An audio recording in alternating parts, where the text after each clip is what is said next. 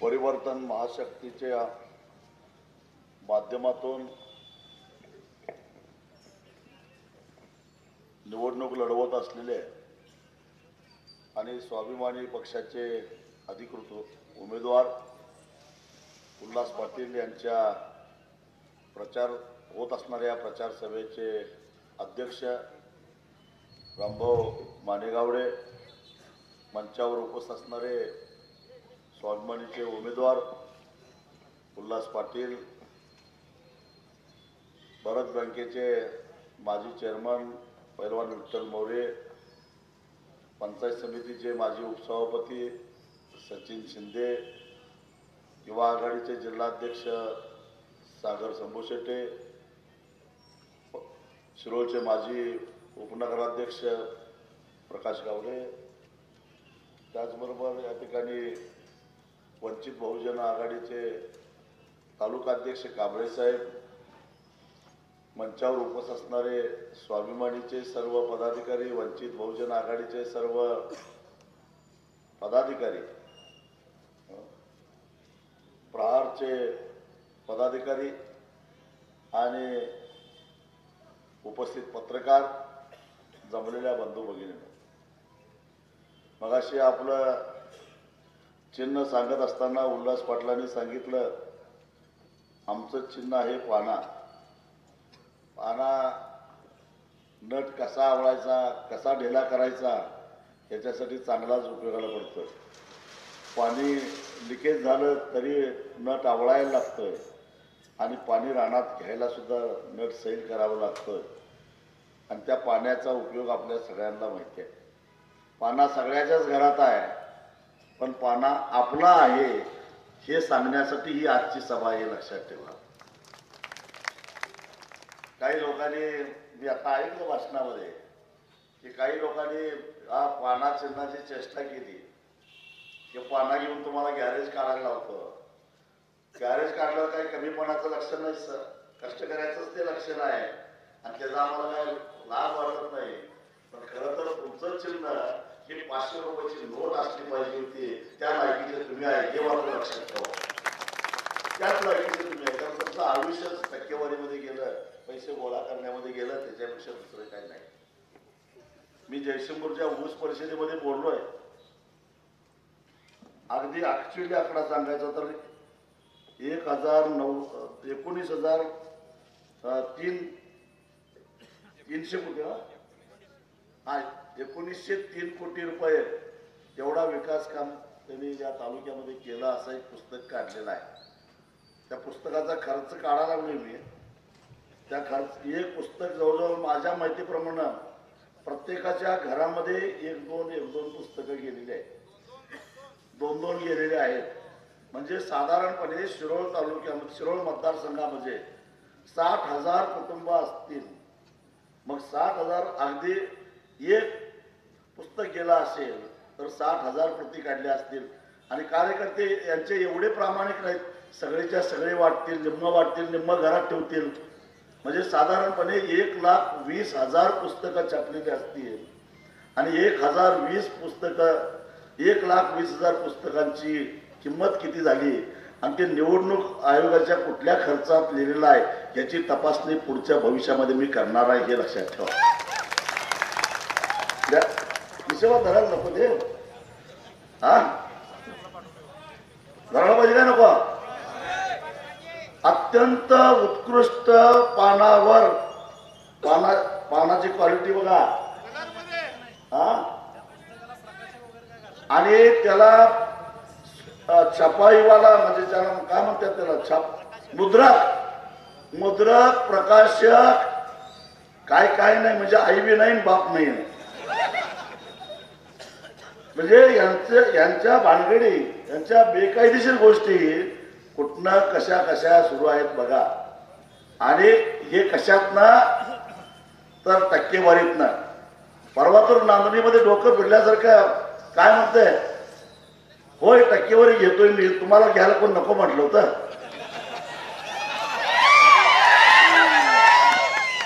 निर्लज्जपणाचा कळस झाला, याच्यापेक्षा आणि काय म्हणावं आता. निर्लज्जपणाचा कळस झाला आणि त्याचं गुणगान गाणाऱ्यांचं अजून काय त्याचा खेव कराविषयी वाटते. आणि आता कोणतरी म्हटलं की तानाजीनं सांगितलं रामभाऊ तात्या म्हणतात का मी 2900 रुपये मागितलेच नव्हते, मग उपोषणला कशाला बसला होता? इथं उपोषणला कशाला बसला होता? खाऊन पिऊन होता. आम्हाला 2900 रुपये परवडतय यासाठी ते उपोषण होत काय नव्हतं? मग 3100 रुपये घेतले,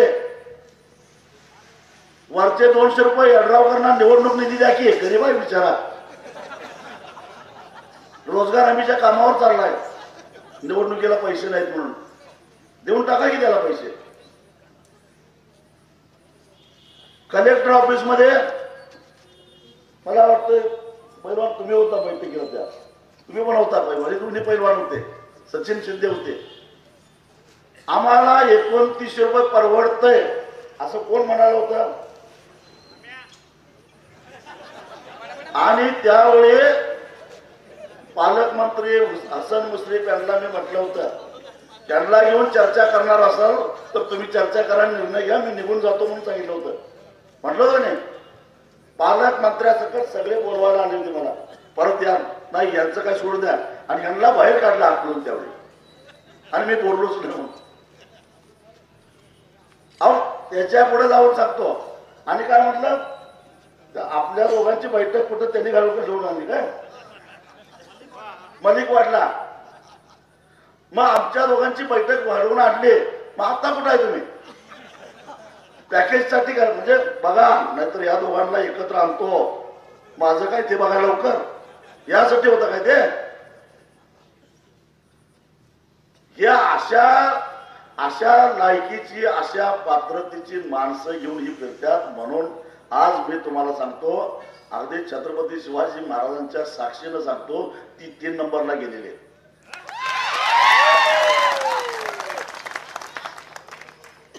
अजून एक प्रसंग सांगतो तुम्हाला.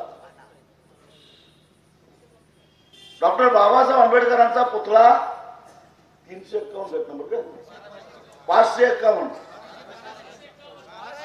1251 गट नंबर मध्ये व्हावं म्हणून जयसिंगपूर मध्ये आंदोलन चालू होतं. आम्ही पहिल्यापासून त्या आंदोलनात होतो, त्या आंदोलनाच्या बाजूने होतो. आम्ही इकडे तिकडे असलं काही केलेलं नाही, पहिल्यापासून होतो, शेवटपर्यंत होतो. आज त्या आंदोलन करणारी बरीच मंडळी त्यांचं मतपरिवर्तन झालेलं आहे, ते कुठं कुठं आहेत मला माहिती नाही, पण आम्ही मात्र आजही 1251 मध्येच बाबासाहेब आंबेडकरांचा पुतळा व्हावा या मताचे आहोत. हा तुम्ही 15 दिवस जेलमध्ये होते. मला सांगा की हे मंडळी कलेक्टरला भेटायला जवळजवळ 8 दिवस शेलपाटे घालत होते, बरोबर आहे नाही? 8 दिवस कलेक्टरला भेटायला 8 दिवस शेलपाटे घालत होते. आणि ते कलेक्टर असलं होतं त्यांना भेट घ्यायलाच तयार नाही. त्यांना या शिष्टमंडळाचं म्हणणं ऐकायचं राहिलं बाजूला, भेटायची सुद्धा तयारी नव्हती. का तयारी नव्हती? तर या गड्यानं सांगितलेलं होतं काय? या गड्यानं सांगितलं होतं की यांना यांचं काय ऐकून घ्यायचं नाही, आम्ही ठरवलेल्या ठिकाणीच पुतळा बसवणार. कुठं? मुतारी जी आहे त्या मुतारीच्या शेजारी. लाज वाटली पाहिजे तुम्हाला जरा. अरे ज्या बाबासाहेब आंबेडकरांनी या देशाला जगातल्या काही उत्कृष्ट संविधानापैकी एक संविधान असणारा संविधान दिलं, त्यांचा पुतळा मुतारीच्या शेजारी बसून त्या महामानवाचा अपमान करायला लाज वाटत नाही? आणि 1251 मध्ये काय करणार? त्यांच्या वडिलांचा पुतळा बसवणार. अरे बरोबरी तरी होते काय? हा बरोबरी तरी व्हायला पाहिजे. कुठं डॉक्टर बाबासाहेब आंबेडकर?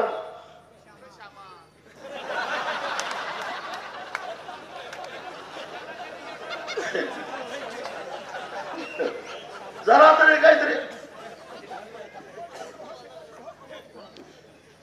आणि मग अशा पद्धतीनं आणि वर मुख्यमंत्र्याच्या कार्यालयातनं कलेक्टरला फोन, या आंदोलन करणाऱ्यांच्या बरोबर चर्चा करायची नाही, त्यांना भेटायचं नाही.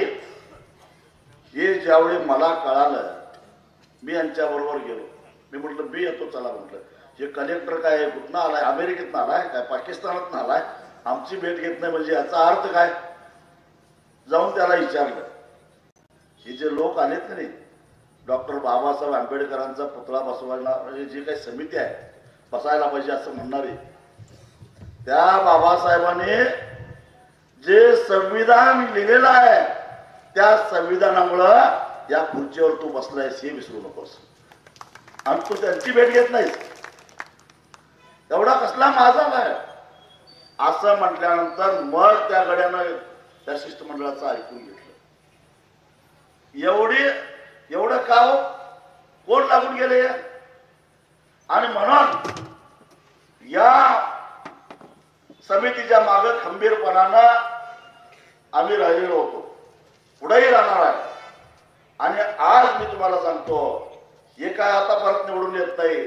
1251लाच पुतळा बसवल्याशिवाय आम्ही स्वस्थ बसणार नाही. बघू कसं बसत नाही, कोण आरोग्य ते बघू. सर्वसामान्यांचे प्रश्न घेऊन लढणारी माणसं आम्ही आहोत. वंचित असोत, शोषित असोत, दलित असोत, बारामतीला असोत, या सगळ्यांच्या मागे आम्ही कायमच खंबीरपणाने भूमिका घेतली आहे, पुढेही घेत राहणार आहोत. आज या निवडणुकीच्या मैदानामध्ये जे 2 कारखानदार उभा राहिले आहेत, भरमसाठ आश्वासनं देत सुटलेले आहेत. नोकऱ्या तर एवढ्या लोकांनी घेतो म्हटल्या, त्या सगळ्यांना जर कामावर घ्यायचं ठरवलं तर यांचे दोन्ही कारखाने, त्यांच्या दोघांच्या सगळ्या शिक्षण संस्था, त्यांच्या बँका तिथं पाय ठेवायला सुद्धा जागा राहणार नाही, एवढ्या लोकांनी नोकऱ्या देतो म्हटलं. गणपतराव पाटील काय आता नोकरी राहिलेली नाही. कशा 10 वर्षाची दत्त कारखान्याचे चेअरमन. किती लोकांना आतापर्यंत नोकऱ्या दिल्या, किती लोकांच्या ऑर्डरी काढल्या, शिक्षण संस्थेमध्ये किती लोकांनी काढल्या ते जाऊ दे. जिल्हा बँकेची निवडणूक लढवली त्यावेळी किती लोकांना आश्वासन दिले आणि त्यातले किती आता कामावर आहेत त्याचं त्यांनी एकदा यादी सांगावी. आणि अगदीच एखाद्याला चिकाटी लावून ऑर्डर काढायला लावलीच तर त्याला असलं काम द्यायचं 8 दिवसाला ते कामावरच जात नाही. कराय का नाही सांगा मला. आणि आता लोकांना फसवताय, याची ऑर्डर काढतो, त्याची ऑर्डर काढतो, याला कामावर घेतो, त्याला कामावर घेतो. कशाला फसवणूक करताय. मुळामध्ये रोजगार निर्मितीसाठी तुम्ही काय केलं या प्रश्नाचं पहिल्यांदा उत्तर द्या. आज तरुणांच्या मध्ये ही जी अस्वस्थता आहे, हा जो असंतोष आहे, हा कशामुळे आहे माहितीये. कारण हा आपला महाराष्ट्र देशामध्ये सगळ्यात जास्त आर्थिकदृष्ट्या सक्षम असणारा, प्रगतीपथावर असणारा असा महाराष्ट्र होता. शेती क्षेत्रामध्ये अग्रेसर, औद्योगिक क्षेत्रामध्ये अग्रेसर, सेवा क्षेत्रामध्ये अग्रेसर असणाऱ्या महाराष्ट्राची अवस्था आज अशी झालेली आहे. देशामध्ये सर्वात जास्त बेरोजगारी आज या महाराष्ट्रामध्ये आहे. त्याचं कारण ही महाविकास आघाडी आणि महायुतीचे नेते गेली 5 वर्ष फक्त एकमेकाला आरोप प्रत्यारोप करणे, एकमेकाला बघून घेण्याची भाषा करणे, जसं गुन्हेगारांचं टोळी युद्ध चालतं त्या पद्धतीनं या लोकांचं टोळी युद्ध चाललंय. यात महाराष्ट्राची फार अधोगती होऊन गेलेली आहे आणि त्यामुळं बेरोजगारी एवढी प्रचंड वाढलेली आहे. बेरोजगारी वाढण्याचं कारण काय. रोजगार कशातून निर्माण होतो. रोजगार निर्माण करणारं क्षेत्र म्हणजे शेती, वस्त्रोद्योग, लघु आणि मध्यम उद्योग या 3 क्षेत्रामधून सगळ्यात जास्त रोजगार निर्माण होतो. सरकारी नोकऱ्या 2-2.5% वर नसतात. मग ह्या क्षेत्रामध्ये महाराष्ट्राची प्रगती व्हावी यासाठी या दोन्ही आघाड्यांचे जर जाहीरनामे बघितले तर यात कुठेही काय तुम्हाला दिसणार नाही. महाविकास आघाडीच्या जाहीरनाम्यातही काही दिसणार नाही आणि महायुतीच्या जाहीरनाम्यातही काही दिसणार नाही. मग या सगळ्या रिकाम्या हाताच्या तरुणांना तुम्ही काय रोजगार देणार, काय संधी देणार? या पोरांना तुम्ही रोजगार देऊ शकत नाही हे त्यांनाही माहिती आहे. म्हणून मग सवंग लोकप्रियतेच्या काहीतरी घोषणा देणार. बहिणीला 1500 रुपये देतो आणि काय देतो, वयोश्री योजना, अमुक योजना, तमुक योजना. अरे आम्हाला या भिकेच्या योजना देण्यापेक्षा आम्हाला ताट मानेनं, सन्मानानं आणि स्वाभिमानानं जगायचं आहे. रिकाम्या हाताला काम द्या, आमचं आम्ही जगतो, एवढी साधी अपेक्षा या जनतेची यांच्याकडनं आहे. पण ती अपेक्षा या दोन्ही आघाड्यांच्याकडून पूर्ण होईल असं वाटत नाही. आज गरज आहे ती उद्योगधंद्याला चालना देण्याची. आमच्यातली बरीचशी पोरं अटवेटे औद्योगिक वसाहतीमध्ये, त्याचबरोबर शाहू इंडस्ट्रियल इस्टेटमध्ये कामाला जातात. त्यांना विचारा, कारखान्यांच्या पाळ्या कमी कमी होत 3 पाळ्याची 2 पाळी, 2 पाळ्याची 1 पाळी असं व्हायला लागलेलं आहे. याचं कारण का तर औद्योगिक क्षेत्रामध्ये आलेली मंदी. आणि त्याचं कारण का तर एक लघुउद्योग, मध्यम उद्योग बंद पडत चाललेला आहे. आणि त्याला 3 प्रमुख कारणं आहेत. पहिलं कारण, आजूबाजूच्या 7-8 राज्याच्या तुलनेमध्ये सगळ्यात जास्त विजेचे दर महाराष्ट्रामध्ये आहेत. नंबर 2, आतापर्यंत गेल्या 10 वर्षामध्ये कॉर्पोरेट कंपन्यांना आणि त्यांच्या उद्योगपतींना 14,56,000 कोटीची कर्जमाफी झाली. 14,56,000 कोटीची कर्जमाफी झाली. पण मध्यम आणि लघु उद्योगांना साधी व्याज माफी सुद्धा दिली नाही. आणि म्हणून हे क्षेत्र मागे पडायला लागलं आहे. आणि म्हणून आमच्या तरुणांना नोकऱ्या मिळत नाहीत, बेरोजगारी वाढायला लागलाय. हे कारण आहे. वस्त्रोद्योगाची अवस्था तीच आहे. बांगलादेशच्या माध्यमातून चीन भारतातल्या वस्त्रोद्योगाचा कब्जा करायला लागलेला आहे. इथले एक वस्त्रोद्योगातले घटक बंद पडत चाललेले आहेत. तिथेही रोजगार निर्माण होत नाही. आणि मग राहिलं शेती क्षेत्र, त्याचं तर त्यांनी पार वाटोळं करून ठेवलेलं आहे. 2 वर्षापूर्वी सोयाबीनचा दर होता 9,000 रुपये. त्यांच्या धोरणामुळं हा दर आता आलेला आहे 38च्या वर. 5,000 रुपयानं दर खाली आला. उत्पादन खर्च मात्र वाढला. कारण DAP 2 वर्षापूर्वी कितीला मिळत होता आणि आता कितीला मिळतोय बघा. खतं, औषधं, कीटकनाशक सगळ्यांच्या किमती वाढल्या. मात्र सोयाबीन 9,000 वरनं 4,000 वर आला, 38च्या वर आला. अगदी किती आळशी शेतकरी असला तरी पेरून नुसता आला आणि एका दुसरं कोळप मारलं तरी एकरी 10 क्विंटल सोयाबीन निघतं. क्विंटलला 5,000 रुपये नुकसान झालं म्हणजे एकरी 50,000 रुपयाचं नुकसान सरकारच्या धोरणामुळं शेतकऱ्याचं झालेलं आहे. धोरण काय तर बाहेरच्या देशातून, मलेशियातून मोठ्या प्रमाणामध्ये पाम तेल आयात केलं, त्याच्यावरचा आयात कर कमी केला. आणि म्हणून हे सोयाबीनचे दर एवढे केले, एकरी 50,000 रुपये तोटा झाला.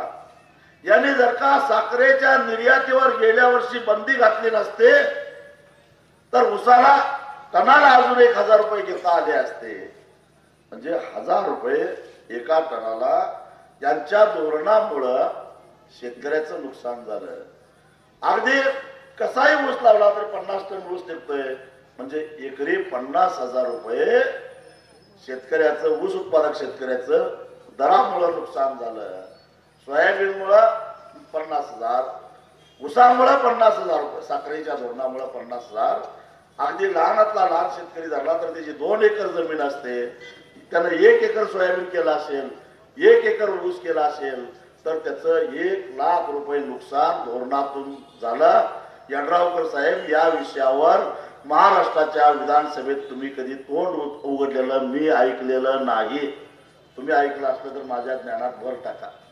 हे धोरण आहे. आणि अशा प्रकारची जी काही धोरणं सरकारची राबवली जातात ती धोरणं सामान्य माणसाच्या विरोधातली राबवू नका, तर सामान्य माणसाच्या बाजूची राबवा. हे सांगण्यासाठी आपण मत देऊन आपला प्रतिनिधी विधानसभेमध्ये पाठवायचा असतो, टक्केवारी घेण्यासाठी नाही. बोलला कधी या विषयावर? का बोलला नाही? अगदी 2 एकर शेती असणाऱ्या शेतकऱ्याचं जर का 1 लाख रुपये नुकसान वर्षाला होत असेल तर तुम्ही टिमकी का वाजवताय? लाडक्या बहिणीला 1500 रुपये दिले. ठीक आहे, दिले पैसे 1500 रुपये. ते सुद्धा डिसेंबर मध्ये आले तर मला सांगा. आता येतील. कारण सरळ सरळ असं आहे की रोख वाटण्यापेक्षा खात्यावर वाटायचं सरकारचे पैसे, अशी योजना आहे. डिसेंबर मध्ये आले. कुठलंही सरकार येऊ दे, सांगा मला आलं तर. डिसेंबर जानेवारी मध्ये आलं तर सरकार यांचं येऊन दे ना, तर त्यांचं येऊन दे. अहो, गरिबांच्या पोरांना जी स्कॉलरशिप दिली जाते 3300 कोटीची स्कॉलरशिप थकीत आहे. यांना एवढी जनतेची जर का काळजी असते तर ती स्कॉलरशिप पहिल्यांदा पोरांना दिली असते. कारण त्यामुळे त्या पोरांचं शिक्षण अर्धवट पडायला लागलेलं आहे. त्या स्कॉलरशिपच्या पैशावर त्या पोरांना काहीतरी शैक्षणिक साहित्य घ्यायचं आहे, मेसची उधारी भागवायची आहे, कपडे घ्यायचे आहेत, काहीतरी घ्यायचं आहे. कारण तो एक येणारी स्कॉलरशिप हा त्याचा आधार आहे. का त्या पोरांना पैसे दिले नाहीत? या प्रश्नाचं पहिल्यांदा उत्तर दिलं पाहिजे. आणि लाडक्या बहिणीला 1500 रुपये समजा दिले यांनी 1500 रुपये आणि प्रामाणिकपणाने दिले म्हटलं 1500 रुपये, तर किती झालं? सासूचं 1500, सुनेचं 1500 झालं 3000 रुपये. आणि काय? किसान सन्मान योजनेचं 6000 रुपये. समजा पोराच्या नावावर 1 एकर आहे, बापाच्या नावावर 1 एकर आहे, 2 एकर झालं. त्याचं 6 एकर 6000 आलं, ह्याचं 6000 आलं, 12000 झालं. हे सासू सुनाचं 3000 झालं, 15000 झालं. अरे आपलं गेलं किती? 1 लाख आणि आलं किती? 15000. पण आम्ही येण्यासारखं त्यांच्या 15000च कौतुक करत बसलोय. जरा हिशेब करा, जरा काहीतरी हिशेब करा. आज त्यांच्या धोरणामुळं आमच्या पोरांच्या नोकऱ्या गेल्या आणि आम्ही 1500 रुपयाचं कौतुक काय करायला लागलोय? त्याची गरज नाही आम्हाला. भिकेच्या योजना नको. आमच्या पोरांना ताट मानेनं स्वतःच्या पायावर उभा राहायचा आहे. त्यासाठी धोरण राबवा. आणि ते धोरण राबवण्यासाठी गणपतराव पाटील साहेब तुम्ही काय करणार आहे, यड्रावकर तुम्ही काय करणार आहे, काय केलंय याचा पंचनामा करा. या प्रश्नाची उत्तरं आम्हाला द्या. क्षारपड मुक्तीचे जनक आमचे गणपतराव पाटील साहेब आहेत. का क्षारपड मुक्तीचे जनक म्हणतात? तुम्ही काय केलं? शेतकऱ्यांना गोळा केला. शिरोळचा अर्धवट का पडलाय? याचं कारण मला वाटतं की अगदी नदीमुड्यातल्या शेतकऱ्याला सुद्धा एकरी 80,000 रुपये भरावं लागतं. बरोबर आहे ना? पहिलं किती? 80,000 रुपये. जो नदीपासून 1 किलोमीटरवर आहे त्यानं पण 80,000च भरायचं. आणि इकडं आमच्या मळ्याकडच्या माणसानं पण 80,000च भरायचं. नाही 80,000 आहे. ही काय प्रकार आहे? अरे जो नदीच्या जवळ येतोय त्याला वेगळा दर पाहिजे होता. जो नदीपासून लांब आहे त्याला दर वेगळा पाहिजे होता. आणि तुम्ही काय केलं? तुम्ही त्यात सुद्धा ते करत असताना जयसिंगपूर उदगाव बँकेचं कर्ज दिलं 12% व्याजानं.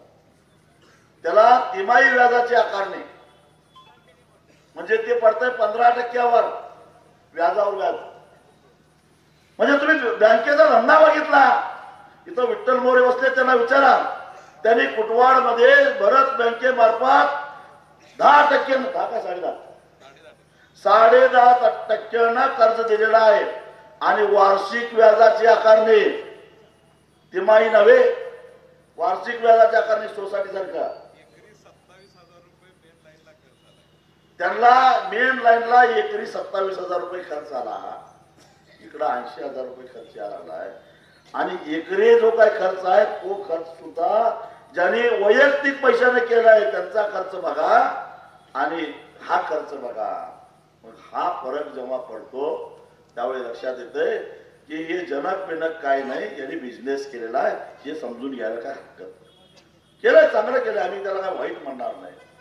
परंतु आम्ही एवढं हे सगळं केलं असं म्हणण्यापेक्षा गणपतराव पाटील साहेब तुमचं ऐकून आम्ही सगळ्यांनी एकदा सेंद्रिय शेती केली आणि 90 टनाचा आमचा उतारा 32 टनावर आला. हो, मागणं तुम्हीच म्हटलं, मी केलं होतं, मी त्यांच्या नादाला लागलेला माणूस आहे. मागणं म्हणाला ते बंद करून टाका. आज मला एक सांगा, महाविकास आघाडी सरकारमध्ये यड्रावकर मंत्री होते, त्या सरकारनं आमच्या FRPचे 3 तुकडे केले. त्यावेळी यांनी विरोध करायला पाहिजे होता, कारण शिरोळ तालुक्यातला बहुसंख्य मतदार ऊस उत्पादक शेतकरी आहे आणि त्याला ते मान्य नाही. तुम्ही विरोध केल्याचं कारण विधानसभेत बोललेला शब्द आणि शब्द नोंद केला जातो, त्याचं प्रोसिडिंग केलं जातंय. तुम्ही त्याला विरोध केल्याचा एखादा पुरावा दाखवा, एखादं स्टेटमेंट तुमचं दाखवा सभागृहातलं. तुम्ही सरकारमध्ये होता, मंत्री होता, का त्याला विरोध केला नाही? म्हणजे आम्ही 3 तुकड्यामध्ये पैसे घ्यायचे, मग आम्हाला 0% व्याजदराचा जो फायदा होता तो फायदा झाला असता का? म्हणजे 12% व्याजानं आम्हाला पीक कर्जाला व्याज भरावं लागलं असतं. 0% व्याजाचा फायदा कधी होतो? 12 महिन्याच्या आत परत कर्ज ज्यावेळी परत जातं त्याच वेळी 0% व्याजाचा फायदा होतो आणि 3 लाखापर्यंत कर्ज आम्हाला 0% मिळतंय. पण 3 तुकड्यामध्ये FRP दिली तर कर्ज 12 महिन्याच्या आत परत होत नाही, म्हणजे 12%चा भुर्दंड शेतकऱ्यावर बसतो. यड्रावकर साहेब तुम्ही या विषयावर का बोलला नाही? का आमची भूमिका तिथं मांडली नाही? तुम्ही आमचे आमदार होता, तालुक्याचे आमदार होता, का नाही बोलला? मग तुम्हाला पुन्हा निवडून का द्यायचं या प्रश्नाचं उत्तर द्या. मला एक सांगा की अशा प्रकारचा शेतकऱ्यांच्या विरोधातला काही निर्णय सरकारने घेतला तर हा माणूस रस्त्यावर उतरून तो निर्णय बदलायला भाग पाडेल एवढी त्याची कुवत आहे का हे तपासून बघा. तेच गोष्ट गणपतरावांची ते म्हणतील हे मला मान्य नाही. मला एक सांगा की शक्तीपीठ महामार्ग शिरोळ तालुक्यातनं जातोय, या भूमी अधिग्रहण कायदा जो 2013 मध्ये मी खासदार असताना आम्ही संसदेमध्ये मंजूर करून घेतलेला होता, त्यासाठी सुद्धा जंतर मंतरवर उल्का महाजन, मेधा पाटकर, मी आम्ही सगळ्यांना देशभरातल्या सगळ्या नेत्यांना 8-10 दिवस आंदोलन करावं लागलं. त्यावेळी कुठं त्यावेळच्या UPAच्या अध्यक्षा सोनिया गांधी तिथं आल्या आणि त्यांनी सांगितलं की तुम्हाला पाहिजे असला कायदा आम्ही संसदेमध्ये मंजूर करून देतो. मग तो कायदा झाला आणि जर सरकारनं विकास कामाच्या नावाखाली जमीन घेतली तर त्याला बाजारभावाच्या 5 पट रक्कम दिली जाईल आणि ती सुद्धा शेतकऱ्याची संमती असेल तरच ती जमीन घेतली जाईल.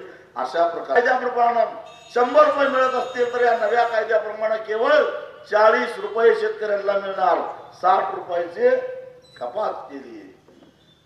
आणि सरकारला जर जमीन पाहिजे असेल तर सरकार जमीन घेईल, त्याला शेतकऱ्याला विरोध करता येणार नाही, त्याला कुठल्याही न्यायालयामध्ये दाद मागता येणार नाही. अशा प्रकारची तरतूद या कायद्यामध्ये केली. यड्रावकर साहेब तुम्ही त्याला का विरोध केला नाही?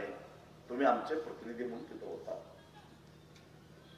आम्ही रस्त्यावरची लढाई लढतोय, पण आमचा आमदार ज्या शिरोळ तालुक्यातले बहुसंख्य जनता ही शेतकरी आहे, त्या शेतकऱ्यांना खड्ड्यात घालणारा असा निर्णय ते मंत्री असलेल्या सरकार घेत असेल आणि त्यात आमचा प्रतिनिधी बोलत नसेल तर मग या माणसाला पुन्हा आमदार म्हणून आम्ही का मत द्यावं? आणि अशा प्रकारचे निर्णय जर सरकारमध्ये होत असताना हे काही बोलणार नसतील, त्याला विरोध करणार नसतील तर अशा प्रकारची मुख्य माणसं, बहिरी माणसं तिथं पाठवण्यामध्ये अर्थ नाही. ती क्षमता ना गणपतरावांच्या मध्ये आहे ना यड्रावकरांच्या मध्ये आहे, ती क्षमता उल्हास पाटलांच्या मध्ये आहे. आणि म्हणून आपल्याला तिथं असा खमक्या माणूस तिथं पाठवायचा आहे. आणि म्हणून आम्ही हा सगळा प्रयत्न करतो. ही चळवळ आता संपवण्याचा घाट घातलेला आहे.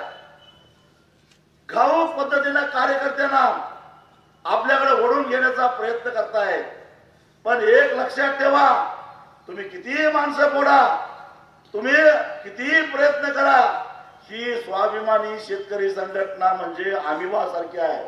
आमिबाचा आकार बदलत नाही, किती लचके तोडा, आमिबा सारखाच राहतो. तसं तुम्ही कितीही लचके तोडा, तुमच्या उरावर बसायला नवीन नवीन पोरं तयार करणार, पण तुम्हाला सोडणार नाही.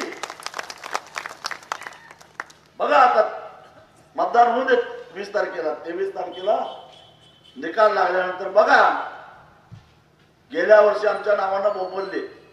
काय बोंबलले? यांच्यामुळं कारखाने उशिरा सुरू झाले. किती उशीर सुरू झाले? 7 नोव्हेंबरला ऊस परिषद झाली, त्यावेळी एकही कारखाना चालू नव्हता. 9 नोव्हेंबरला दिवाळी होते, त्यावेळी 4 दिवस दिवाळी होते. 3 मोठे पाऊस पडले. 16 तारखेपर्यंत रानात जाताच येत नव्हता, माळ रानात सुद्धा जाता येत नव्हतं. आणि त्यानंतर जे टाकळीवाडीचं आंदोलन झालं, जवारचं आंदोलन झालं, हे त्यानंतर आंदोलन झालं. मग मला सांगा की 16 आणि 23 तारखेला कोल्हापूरचा रस्ता रोका झाला 10 तास, आणि मुख्यमंत्र्यांच्या मध्यस्थीनंतर आंदोलन मागे घेतलं. आमच्यामुळं आंदोलन लांबलं. किती दिवस? 6 दिवस लांबलं. सीझन लांबला, मान्य आहे, त्याची जबाबदारी घ्यायला मी तयार आहे 6 दिवसाची. पण गणपतरावांनी, आव्हाड यांनी, यड्रावकरांनी आणि माधवराव गाडग्यांनी पहिल्या 1 महिन्यामध्ये भागातला ऊस किती तोडला आणि बाहेरचा किती ऊस आणला याची आकडेवारी घ्यावी, सांगावी आम्हाला. मग कळेल तुमचा अडसाली ऊस रानात का राहिला. आपल्याला अद्दल घडवण्यासाठी आपला ऊस इथंच ठेवला, बाहेर येणे टोळ्या पाठवल्या, म्हणून ऊस आपला लवकर तुटलेला नाही, हे कारण आहे. हे बोलत नाही. याने त्या मजुरांना प्रोत्साहन दिला, पैसे मागा, सोडू नका यांना. उलट आम्ही साखर आयुक्ताकडनं आदेश आणलेला होता, जो मजूर शेतकऱ्याकडनं जादा पैसे मागेल त्या शेतकऱ्यांना जर तक्रार केली तर त्या मजुराच्या पगारातून ते पैसे कापून घ्या, शेतकऱ्याला परत द्या, असा साखर आयुक्ताचा आदेश आणलेला होता. गणपतराव, तुम्ही त्याची अंमलबजावणी केली का? यड्रावकर, तुम्ही त्याची अंमलबजावणी केली का? तुम्ही करणार नव्हता, कारण तुम्हाला शेतकऱ्याला अद्दल घडवायची होती. मशीनवाल्यांनी पैसे मागितले, मशीनवाले तुमचं ऐकत नव्हतं. मुद्दा म्हणून तुम्ही याचा कानाडोळा केला, शेतकऱ्यांना अद्दल घडवायची या उद्देशाने केला. गेल्या वर्षाचं राहून दे, आज तारीख 15, 20 तारखेला मतदान आहे, 23 ला निकाल आहे. लिहून ठेवा, 25 तारखेपर्यंत कारखाना सुरू होत नाही. मग आता उशिरा होत नाही? आता कारखाने सुरू करा म्हणून मोर्चे का निघत नाही? का पॅकेज आलं म्हणून? आता उशीर होत नाही का? आता शेतकऱ्यांचं नुकसान होत नाही का? आता आमचा ऊस लवकर तुटत नाही म्हणून बोंबलणारे कुठे गेले? कुठे गेले का? म्हणजे चळवळीला कसं बदनाम करायचं, कसा त्रास द्यायचा, याचं हे उत्तम उदाहरण आहे. आणि बघा, हे काय म्हणते, गेल्या वर्षाचं देता येत नाही. अरे देता येत नाही तर मग दिले कसं 100 रुपये? कशातला आणलं ते? देता येत नाही म्हणत होता. आणि आम्हाला नको म्हणणारे सगळ्यात आधी जाऊन घेऊन आले. किती झाले? गुरजचं 14 लाख गाळलेलं होतं, 14 कोटी. दत्तनं 12 लाख गाळलेलं होतं, 12 कोटी. जवाहरनं 19 लाख गाळलेलं होतं, 19 कोटी. आणि शरदनं 7 लाख गाळलेलं होतं, 7 कोटी. आणि नेमकं त्याच्या दुप्पट 2900चं 31 झाल्यावर, म्हणजे हे जवळजवळ 125 कोटीच्या वर रक्कम आली. एवढे पैसे निवडणुकीत वाटणार आहेत का? काही लोक आता पैसे घेऊन येतील, मी नको म्हणणार नाही, घ्या. उरुस बाहेर पडत, दिवाळी 100 रुपयातनं बाहेर पडल्या, उरुस यातनं घ्या. महाराजांनी आपल्याला शिकवलंय, सुरतेचा खजिना का लुटला? व्यापाऱ्यांनी जनतेला लुटलेलं होतं. त्या व्यापाऱ्याकडची लूट गोळा करून स्वराज्य उभारण्यासाठी शिवाजी महाराजांनी सुरुवात लुटलेली होती. आता सुरतेचा खजिना दारात आलाय. नको म्हणू नका. माझं तर म्हणणं आहे, यांनी जर का त्यांची टक्केवारी काढली तर नाही म्हटलं तर 1000 कोटीच्या वर कमावलेला आहे. मग आता मताचा दर 10,000च्या वर निघायलाच पाहिजे. उगाच किरकोळ काहीतरी 1-2 हजार घेतला, एवढा दर निघालाच पाहिजे. आणि मी तुम्हाला सांगतो, ह्या पण इमान राखायचं असेल तर गेली 20 वर्ष प्रामाणिकपणानं तुमच्या खात्यावर उसाचे पैसे जमा करणाऱ्या स्वाभिमानी शेतकरी संघटनेशी इमान राखा आणि त्यांना राखा. आम्ही काय टक्केवारी मागितली तुम्हाला? किती सांगितलं? 125 कोटीचा हिशोब सांगितलं. 180 कोटी होते मला वाटतं त्या 5 कारखान्याचं. आणि बघा, जरा विचार करा, या चौघांनी मिळून गुरुदत्त जवाहर आणि शरद चौघांनी मिळून ठरवलेलं होतं 2900 रुपयाच्या वर 1 रुपया द्यायचा नाही. हे ठरवलं होतं. पण तरी 31 रुपये द्यायची पाळी आली. समजा आम्ही गप्प बसलो असतो, आंदोलन तात्याचं ऐकून केलं नसतं, तर हे 200 रुपये आला असतं का? हे 200 रुपये आला नसतं. मग हे तोटा कुणाचा? हा तोटा कुणाचा? मग मला एक सांगा की आपल्याला पैसे द्यायचे नाहीत म्हणून हे दोघं एकत्रित येऊन आमचं पैसे बुडवायचं कारस्थान करतात. मग ह्या दोघांना एकाच वेळी पाडायचं म्हणून आपण सगळ्यांनी एकत्रित येऊन का कारस्थान करू नये? आमचं पैसे बुडवायला हे एकमेकातलं भांडण विसरून एकत्र येतात. मग आपण त्यांना दोघांना एकाच झटक्यात 2 कारखानदार गारत होत्यात. तुम्हाला माहितीये त्या सगळ्यांनी आमदार का व्हायचंय? जिल्ह्यामध्ये 10 विधानसभा मतदारसंघ आहेत. 13 कारखानदार निवडणुकीला उभा राहिल्या आणि 2 हस्तक हातकणंगल्यामध्ये 2 हस्तक असे 15 जण निवडणूक लढवल्यात. का? तर वाटेल त्या भानगडी करायचा आणि त्याच्यावर पांघरून घालण्यासाठी आमदारकीचे झोल पाहिजे म्हणून यांना आमदार व्हायचं आहे. आपल्या प्रश्नासाठी नव्हे, आपलं प्रश्न मांडण्यासाठी नव्हे. तेव्हा मग यांचं जर असं धोरण असेल तर एकाच वेळी साखर कारखानदारांना गारद करण्याची संधी आपल्याला मिळते. आपण एक का होऊ नये या गोष्टीचा विचार करा. जातीच्या, धर्माच्या, पक्षाच्या पलीकडे जाऊन जे आज आमची लुटालूट करतात त्यांचा बंदोबस्त कशा पद्धतीने करता येईल याचा विचार करा आणि तुम्ही मतदान करा. एवढंच माझं तुम्हाला म्हणणं आहे. आज तुम्ही हाक मारला तर लगेच घराकडे येतील, पण एकदा 23 नोव्हेंबर झालं तर मग परत 5 वर्ष तुम्हाला ती गाठ पडत नाही. ही माणसं काय कामाची? गणपतरावांच्याकडे एरवी जाऊन बघा. तुम्ही बसल्या तुम्ही बूट टेकायच्या आधी तो शिपाई चहा आणून देतोय. चहातला कप अर्धा व्हायच्या आधी पण झालं कुठं आता? अरे आणतो कशाला हे तरी विचारा. मी जरा गडबडीत कायम गडबडीतच, पण निवांत कधी आहे? आमचं ऐकून कोण घेणार? आमचं काम करा न करा पण किमान ऐकून तरी घ्या. कधी ऐकून घेतलंय? कधी मध्यस्थीशिवाय भेट झाली? कोणतरी मध्यस्थी घेऊनच जायचं तर मग हे गडी आम्हाला भेटणार. तसं आमचं आहे का?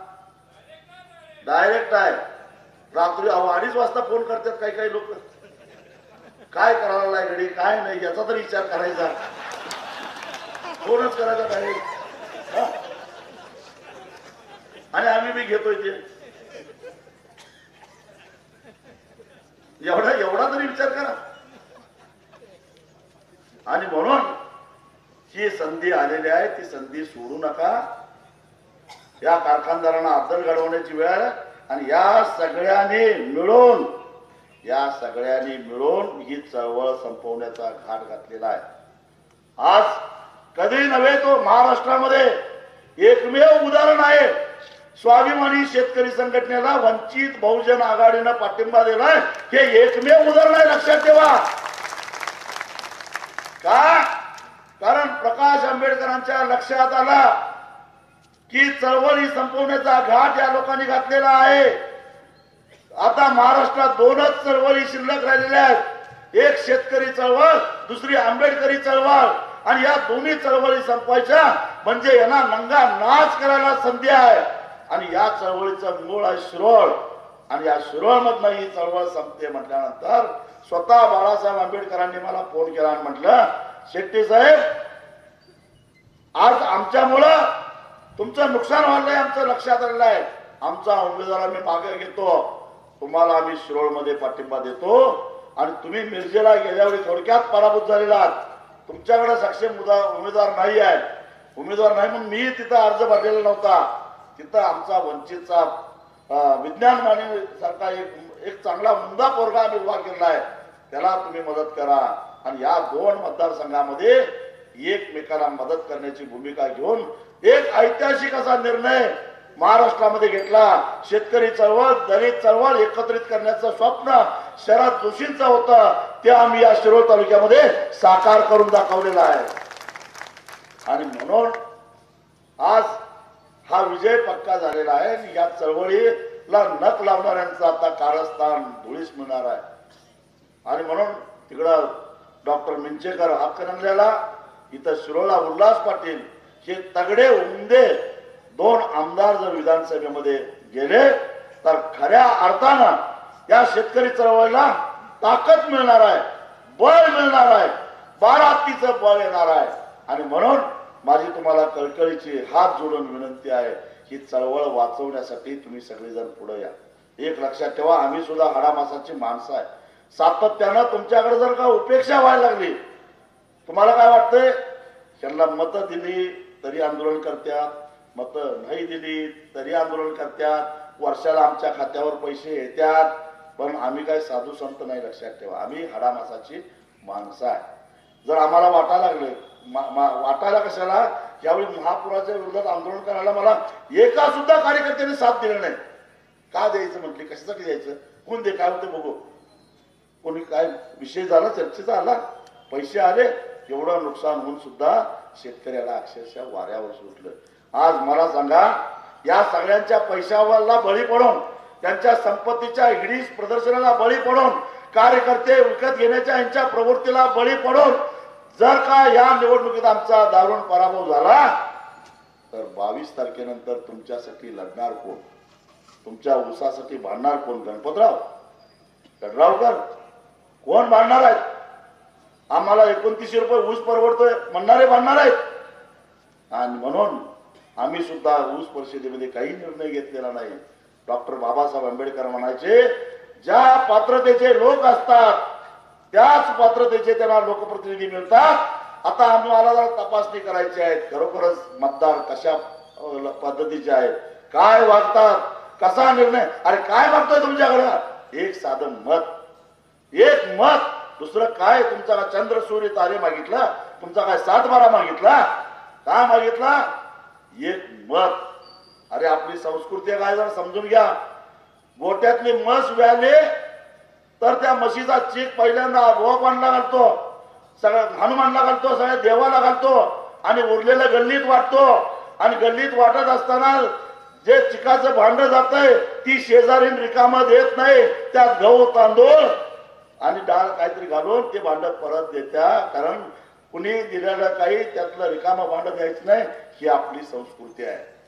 गेली 20-25 वर्ष इमानदारीनं प्रामाणिकपणानं तुमच्या घरामध्ये ऊसाचे पैसे पाठवणाऱ्या या संघटनेच्या कार्यकर्त्यांनी तुमच्याकडे उल्हास पाटलाचं भांड घेऊन तुमच्याकडे चीक पाठवलेलं आहे पैशाचं. गेल्या वर्षाचं 100, या वर्षाचं 200. ते भांड रिकामं देऊ नका, त्यात एक मत टाका. एवढीच माझी तुम्हाला कळकळीची विनंती आहे. एवढंच थांबतो आणि इथंच थांबतो. धन्यवाद. सगळ्यांनी उठून उभा राहायचं आणि शपथ घ्यायची. ऐकायला म्हणजे बातम्या काढायला येणाऱ्याने सुद्धा शपथ घ्यायला काय हरकत नाही. शेतकऱ्याची शपथ आहे. मूठ गटावळा आणि माझ्या मागोमाग सगळ्यांनी शपथ घ्यायची. मी शपथ घेतो की शेतकऱ्यांचे लाचारीचे जगणे संपून त्यांना देशातील इतर नागरिकांप्रमाणे सुखाने व सन्मानाने जगता यावे याकरिता शेतीमालाला रास्त भाव या एककर्मी कार्यक्रमासाठी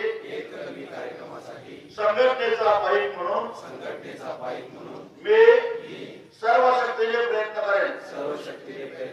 या प्रयत्नात जात धर्म पक्ष पंथ इत्यादी कोणत्याही भेदाभेदांचा अडथळा येऊन देणार नाही. स्वाभिमानी शेतकरी संघटनेचा